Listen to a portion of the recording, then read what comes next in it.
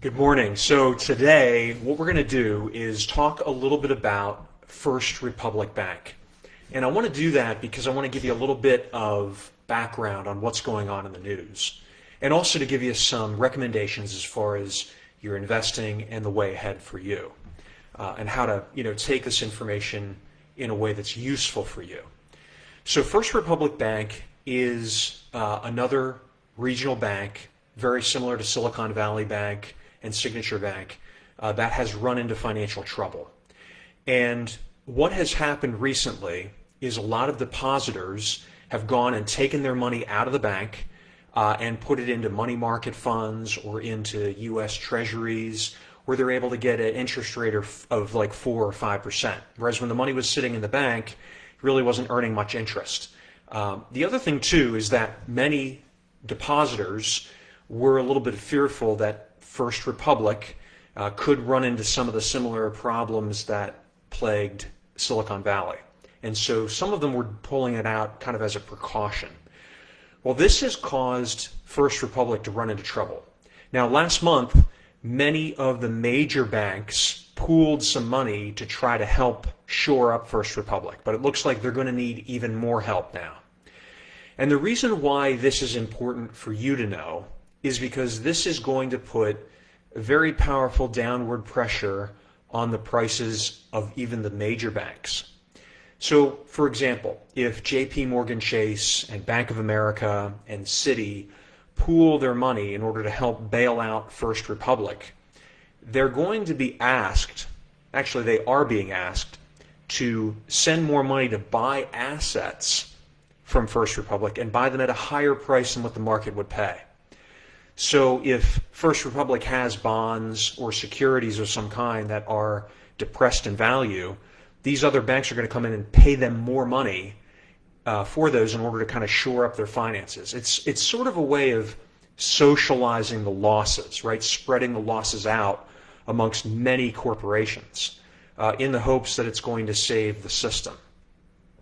The problem is it may in fact actually lead to the opposite.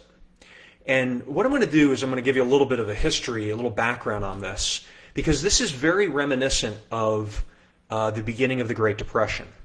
So for those that aren't familiar, the Great Depression started in 1929 and lasted really until World War II.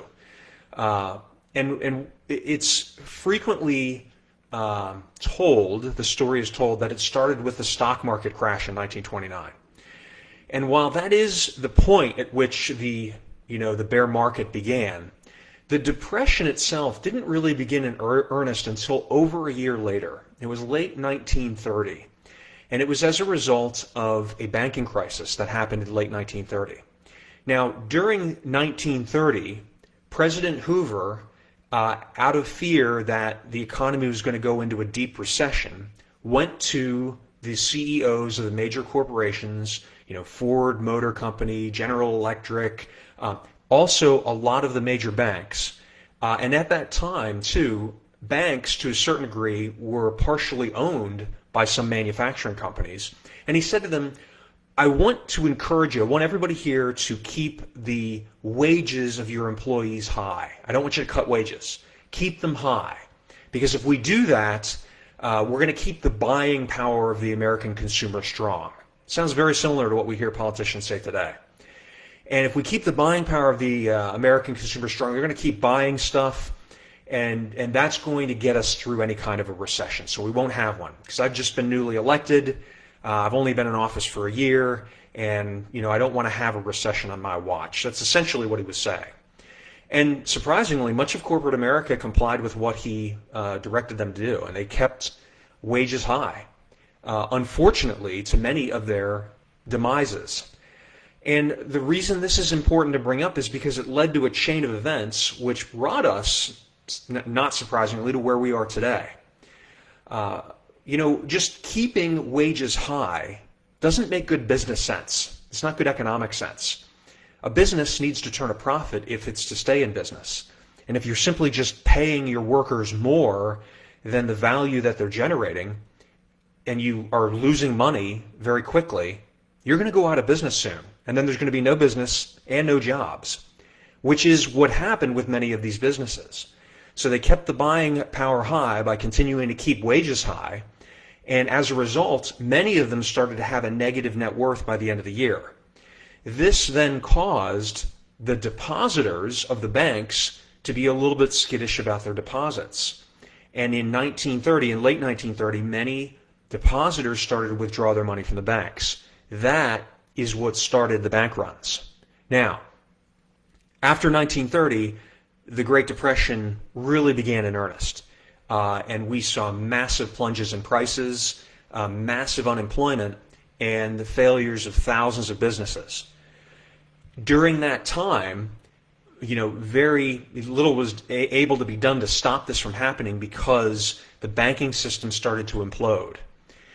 When Franklin Roosevelt was elected in 1932 and he started the bank holiday, the first thing that he wanted, or one of the first things that he wanted, was the Federal Deposit Insurance Corporation, right? The FDIC. And this was designed to insure deposits so there wouldn't be bank runs anymore. The problem, though, is when you create a new program in order to change people's behavior, it doesn't change just one group's behavior. It also changes the bank's behaviors. Now we have a banking system with FDIC insurance that doesn't have to worry about depositors. And so they tend, all things being equal, as they like to say in economics, they tend to take on more risky behavior. They do more risky things, requiring even bigger bailouts, as now First Republic is requesting from many of these mega banks. And this risky behavior puts the entire banking system at risk. Now, there are options right now. They're discussing putting together a rescue package, but if they don't do it and they just let First Republic fail, that could also have very negative consequences to many of the other regional banks. Now, why is this important for you? Again, I'm not sharing this information for you because I want to scare you or I want you to pull all your money out of the market. What I'm doing is I'm trying to educate you on how we know certain things are going to happen. Right now, the Federal Reserve is still raising interest rates. They're still tightening, and we're doing this in face of a banking crisis. This is going to put pressure on the other major banks. And so if you are a shareholder of JP Morgan, of Bank of America, of Goldman Sachs, if you own these mega banks, you need to know that the stock values are going to drop over the next several months, really even over the next year or two.